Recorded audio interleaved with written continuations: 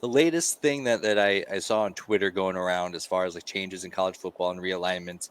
I've seen a couple of relegation systems thrown out there where like obviously the networks only want the big brands and are only focused on kind of conglomerating these giant national brands into one super conference, and then a lot of these smaller schools are getting left out. So relegation seems like kind of an opportunity. There's an opportunity for it in the same way that well, if you earn your way into to the top league, then there's an opportunity for you.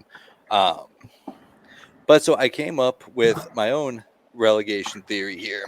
So Oh, Commissioner Shanahan, they didn't like my first theory of conference realignment and all that. So I put together a relegation slideshow here, very in depth, and I think if there's certain things that have to go right with relegation, if it's going to be be applicable and be successful. Real quick, have you guys seen anything about relegation and could it work in college football? I haven't seen too much about it yet. I get the thought process of it, like Trev Alberts was alluding to with top 35 to 40 brands, kind of forming their own super league, if you will. But other than that, I don't know a ton about it yet. yeah, and I haven't heard anything about it either. Yeah, I mean, I think it was Saturday night. I didn't get any sleep. I was just thinking about this, and then the first challenge to making that work is how do you structure the conferences? So here's how I did it, and the numbers are kind of fudgy here, but four regional conferences: East, West, South, Midwest, and North. 10 in the promoted division, 25 in the relegated division. So you get 10, basically 40 teams to the power of college football programs um, based on recent success. And so here's how I kind of have it broken down. Like I said, the numbers don't really add up now because there's not enough football teams in FBS. So we're probably gonna have to upgrade some teams from the FCS. The Dakotas are probably one of the first places I'm mining. We have some room out west for some of those schools in California to kind of jump on, but I kind of wanted to separate it by recruiting hub. So we obviously got California and Arizona out west. I wanted a conference that can really kind of focus in on recruiting Texas and Louisiana. Then down south with Florida, Alabama, Georgia, and then up north, getting all the Michigan and Ohio recruits, and close enough to the other hubs down south and Texas to kind of fill in the gaps there. It's tricky because it's a lot of weird matchups here with a lot of the Big 12 and then LSU and then Arkansas and then Iowa and then SEC gets split up a little bit there. A lot of the Pac-12 teams out west, but this is how I kind of structured it. I want it to be as regional as possible because that's to me a lot more objective. You kind of don't have to pick apart a lot, which I feel like this is going to be the trickiest thing is how do we get this started? Um, and from there, the regular season is kind of how things get underway. So here's how I broke down like the four conferences on who, based on recent success, would be the first up in these four conferences. You get 10 games in the regular season, one predetermined non-conference game, 9 conference games, and similar to my last idea, you get a predetermined game based on where you finished the previous season. So first place in the West plays first team in the South, third place plays third place, and then they rotate conferences on a yearly basis. But I'm really excited about this one because with only 9 conference games to go off of, every game matters so much. And I think that's the real value in relegation is that from all 40 of these teams, every single week feels like a must win. And every game has so much weight to it. And I think that's the value in this system.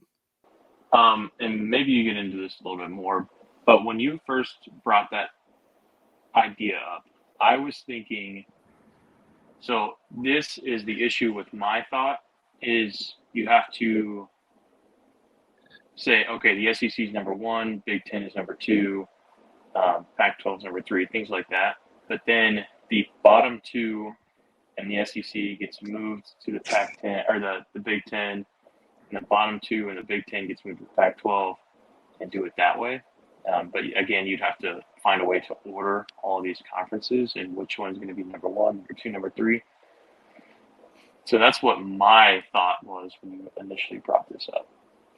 Well, in the Premier League is and European soccer is kind of where relegation is thriving the most, and there's like 10 different leagues that you promote up into from year to year, and I it just seems very messy, and it seems like a lot of good teams can get lost in the fold and kind of stuck there for a while. Where like if you're 4 leagues down, you have to win championships 3 consecutive seasons just to make it to where you're competing at the top level. So it feels like the gap in college football can get really extended really quickly, and I can kind of to where I think that we're heading now is a college football infrastructure where you're just losing so many good brands because they're not of national prominence and they're not fitting the mold for these major networks. Where I feel like this and we'll talk more about relegation and promotion here shortly, but it gives every team an opportunity every season to at least within a 2-year cycle, accomplish anything that they could possibly imagine. Yeah, I think that makes sense. I think it's just tougher for the smaller schools with limited resources and money at their disposal to be relevant. And I guess that's a part of it. You know, it is what it is. But for example, this year, Tulane has a lot coming back from a team that won, what was it, a New Year's Six game? I forget. Yep. They beat USC. Yep, in Cotton Bowl. In the Cotton Bowl, yeah. And they're going to be good again this year, but how long does their program and situation allow them to stay relevant? I don't know. It's a lot to think about, but I think about the smaller schools kind of getting lost in the shuffle, and I think that's what makes college football great is you see teams like Georgia Southern jumping up and biting schools like Nebraska every once in a while, and that's what I like seeing because there's just the unpredictability of it. Absolutely. And this isn't there's going to be a lot of financial benefit for the teams at the very top of the echelon of college football. And we'll talk numbers here shortly and just how crazy those numbers can get just on current configurations. But I also wanted to make sure that it's very accessible for the smaller schools to not only get, and I think they get more money now. I'm not too familiar with what kind of money they're bringing in TV wise now, but they're going to be in pretty good shapes. And at any given year, they can get promoted. And then all of a sudden, their money more than doubles on a year to year basis. And I added some guardrails to kind of keep them from just being one and done. So we'll get into that here as well. But I definitely had a lot of the little schools in mind. And I think that's why this system is tricky, because it would be easy for a lot of those smaller schools to get left in the dust here. But for those relegated conferences, or for the relegated division within the conferences, their whole objective is to win the conference. So they get 12 games, all conference games. They a lot of other leagues will do like you get the Premier League, then you get the League One, and you want to win the League One championship where you beat all. I don't care about that. I care about giving all of these 25 teams an opportunity to get promoted, and I think that the clearest way for that is to be, in theory, the 10th or the 11th best team in the conference. So then you get teams like Tulane here. They have an opportunity this year in this setup to beat up on some of these lower brands and get some momentum. And then they make the conference playoffs there. Now the postseason is the next step here. Since they only get 10 regular season games, it gives us a lot of flexibility to add more postseason games, which I think makes college football better. So the top 4 teams in each conference will play a single elimination playoff for the conference championship game. And then the winner of each conference will advance to the national playoff, and then that's how we crown a national champion And we'll get into that here shortly. But in this Midwest division, just picking those 4 teams because they're next to each other, they qualify for the conference championship. They play each other, so on and so forth, and they're incentivized financially to make this round in the playoffs, as we'll get into later with revenue disbursement. And same thing for the relegated division. So you get the top 4 teams. They play a 14 playoff. Winner of winner of this tournament wins the division, and that's where we get into relegation and promotion. So after the 4, we determine the 4 conference champion qualifiers. And then the bottom 2 teams play one game. Winner takes all. Winner stays in the promoted league.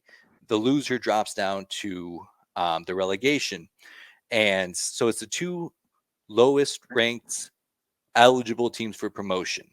And I throw in that caveat because I also have it stated that if you qualify for the conference championship tournament like these 4 teams do, then the next season, or no, if you make the conference championship, then you are ineligible for relegation the next year.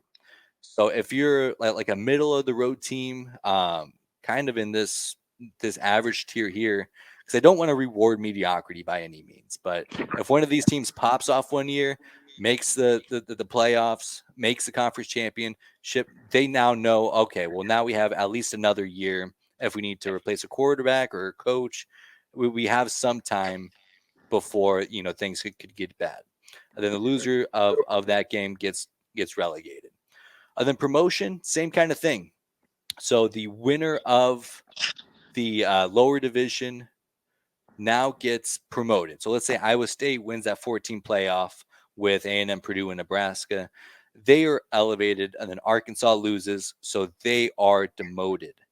And I like this system because it puts a lot of pressure on these four teams here.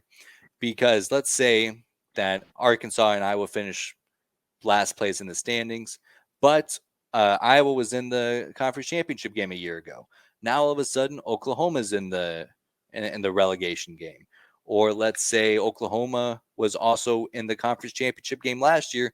Well, now Texas is going from maybe a game or 2 away from making the playoffs to now possibly fighting for their spot in the promoted league. So that kind of gives some pressure to those middling teams. And then you're also ineligible for relegation your first year after promotion. So Iowa State wins that relegated division. They get at least 2 full seasons in the promoted team to collect that revenue, to kind of cash in on that momentum. And if they do have a year like Tulane had this year, where they pop off and they have a great team, now all of a sudden they secure their future for the next 2 years. So it gives them an opportunity not just to get promoted and kind of collect this revenue and prominence, but also hopefully giving them an opportunity to stay there. And my only question with that is, with the age of the transfer portal and being able to move schools willy-nilly, is kind of like the Joe Burrow LSU team. Say LSU's in that middle tier system, like Iowa State it was in before they won. What if they are the best? I guess it just leaves the door open. What if we're missing out on the best team that year not being in the highest league because teams before them were not as good, is my only thought. Especially with kids being able to leave whenever they want to go to new school. I think you certainly risk that. It's never possible to in this kind of system to give everybody a chance to win a national championship on a year-to-year basis. I would say to combat that, I think even that first year with Joe Burrow, if they were in like the relegated division, you hope that he gives them an opportunity to get promoted. And then even if that second year where he pops off, wins the Heisman Trophy, he's the best player in the country. Even if they can't win a national championship and cash in on that, even if they get promoted, that's still possibly a program changing event where you have an opportunity to build and yeah, they don't have the prominence of winning a national championship in that scenario, but he still leaves the program way better off than when he found it. That's a good point. Dude, your brain is crazy. Oh, I mean, if you think this is crazy, I break down all the revenue sharing. We're just getting started. Oh my This god. is, I mean, this is nuts. Yeah, strap in. So the financial split. So the TV revenue is pulled in before the season. So you take this big pile of money, and then right away you split it into 90%. So you get 10%, you put that away for later. You got 90% here. You give 45% to each division. So you give 45% of it to the promoted division, 45% to the relegated division. The payout up here is bigger because there's less mouths to feed, less ways to split it. So that's where that becomes more profitable. And then 5% of the 10% that we saved earlier is divided between the 4 schools who qualify for the conference championship tournament. So you get a bonus just for being in the top 4 of the promoted division. And then the other 5% after that is then split upon the pulled together and split up. So 2.5% of the total revenue goes to each team who qualifies for the promoted division the next season. I wanted to include this because I also wanted to give a bonus to the promoted team who didn't collect the big revenue share last year. So they get a couple extra $1 million here to help get their new life in the promoted division started. And then the final 2.5% will be pooled up and paid out to the teams who qualify for the national playoff. So you get a bonus for winning your conference in addition to the bonus that you got for qualifying. Then you get a bonus for each victory after that. So hypothetically, what does that look like? We're talking about percentages and pie and money. So the Big Ten deal, the new Big Ten deal gives out a $1.1 billion per year, and that's just for the Big Ten. So I believe that all the other teams could scrounge up another $2.9 billion. So each conference gets a share of that. They get $1 billion each of the TV deal. Hold on here. So they get $1 billion. So that's where we're starting off with. $1 billion, like I said, it splits off 90%, 45% for each division. So that comes out to $45 million per team in the promoted division.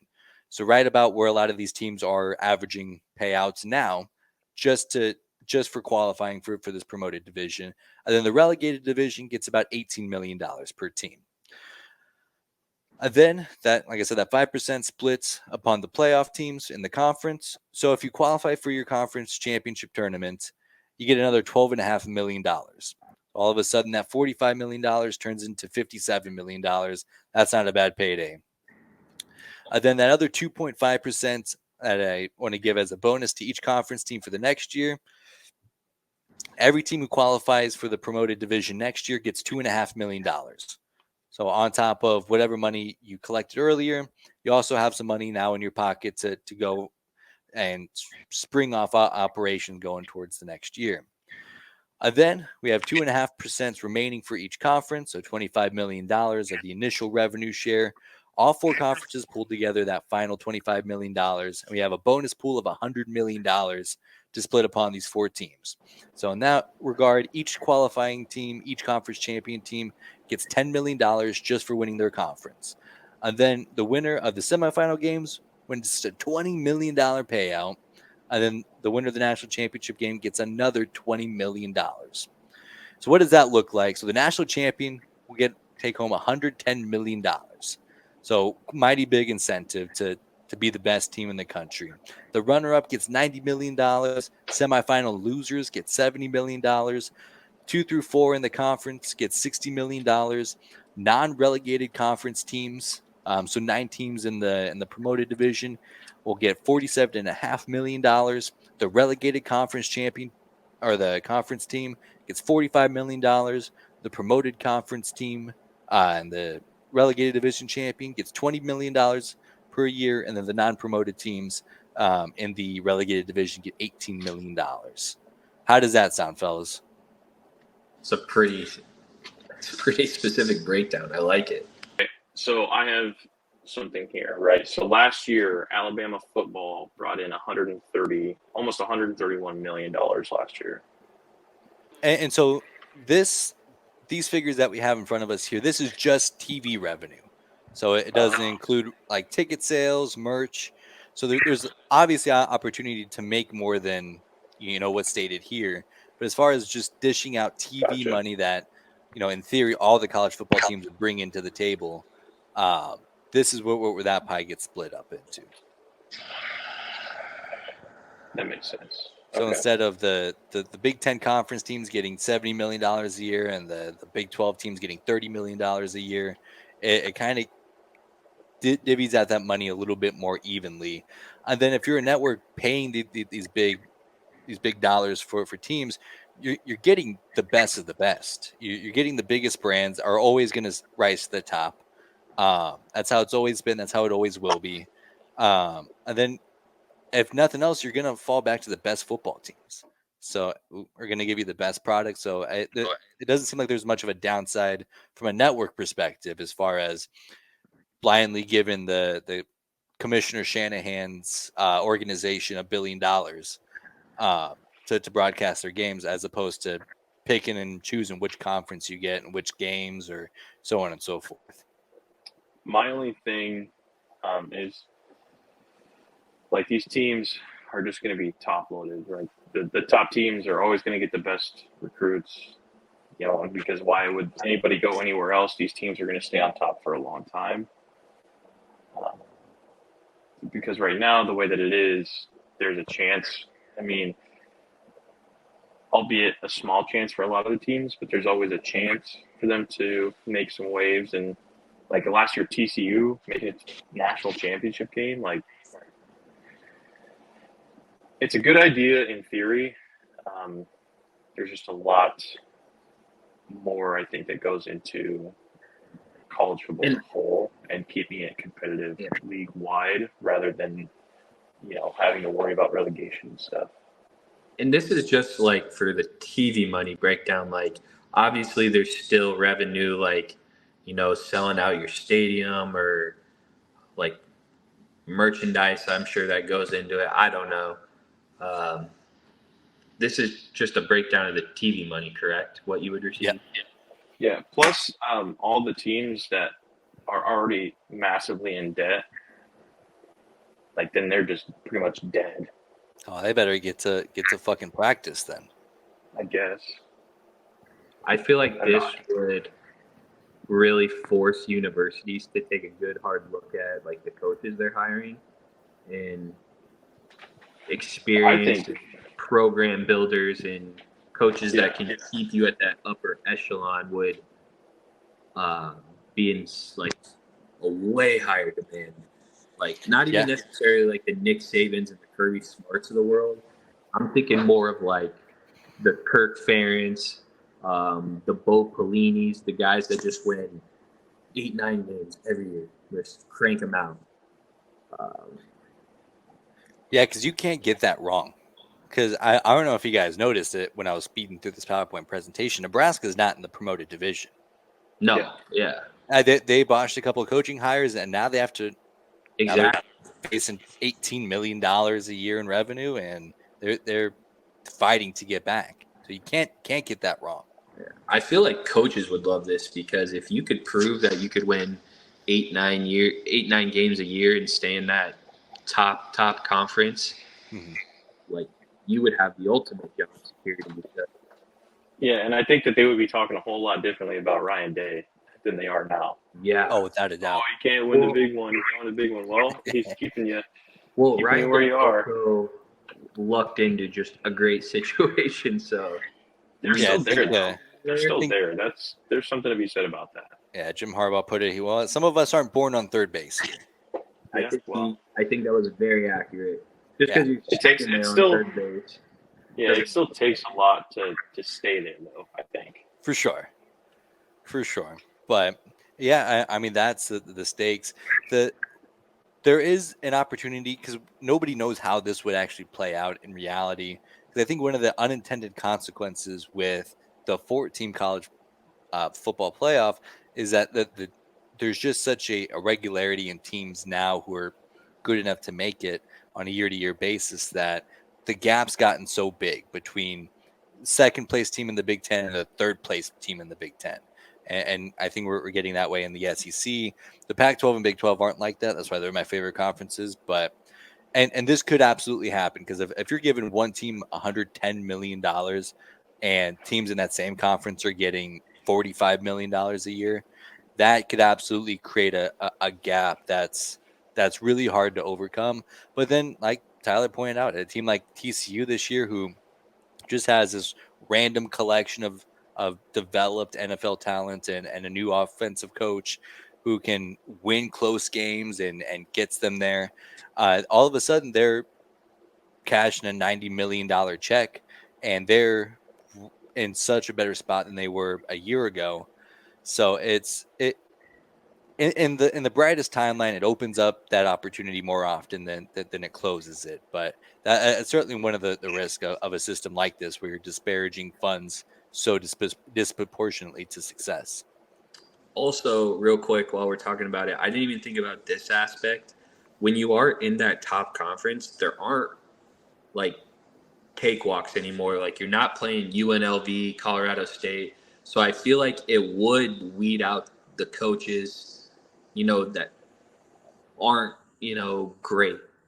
So like we really would find out if Ryan Day and Kirk Ferentz are good, because a lot of those like 8-9 win seasons and are, they're beating up on the Indianas, the Rutgers of the world, and I guess we would find out who can really coach against top talent consistently.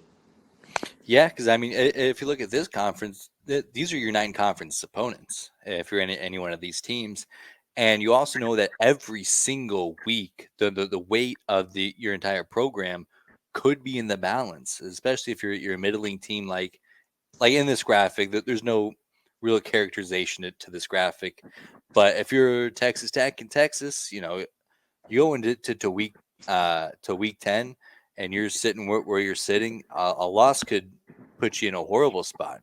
Or if you're Oklahoma State and Texas, you're just one win away from another $12 million check, and then an opportunity to compete for a conference championship, and everything's in your hands. So there's no voting system, there's no committee picking your fate. It's all in your hands, which I think at the end of the day is good. But yeah, like you said, every game matters so much, and you're playing great competition who's also desperate on a week in, week out basis.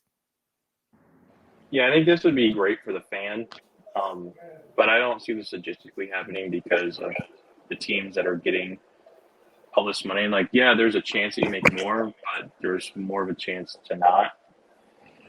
So I doubt that any team would willingly let this happen.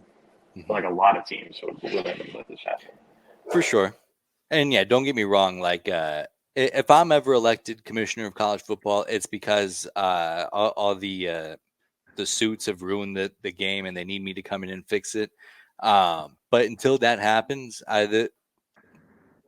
financially, everybody's going to look out for the best. And the Big Ten teams, they're already locking in a super lucrative deal with Fox, so they're already getting $70 million a year. Why would I risk, based on a poor season? Why would I risk all that revenue coming in? So it would never happen, but it is fun to play pretend. Absolutely. Yeah, you're right.